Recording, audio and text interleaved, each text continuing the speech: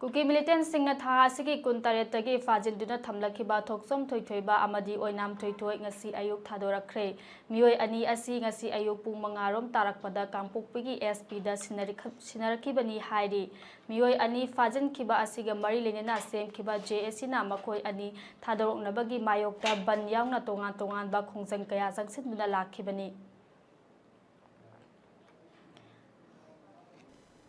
Okay, inau nanti thamning bawa pum lagi ber adi matang dah. Cuma naik ka. Okay.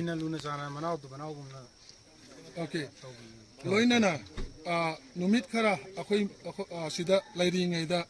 Noi ni gi pin dah bawa pum thamning balai ber. Kari pin dah balai. Pin dah balai. Ama kasulah jadi. Aku na lembi tu soy ada. Aku soy na sangu balai na. Aku na soy di sana tu kanjai. Aduh, ya macam ni, sini mana luna sana tahu.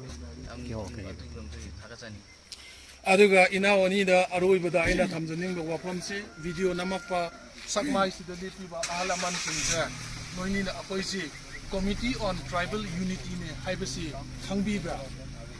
Kita tang harga. Kotu di tay ko. Kotu hai besi tay ko. Kotu hai besi na apa ini wapam pirip si lihat tu na.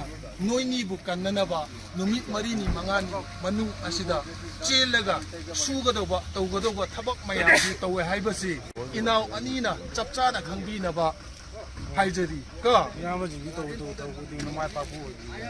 Okay.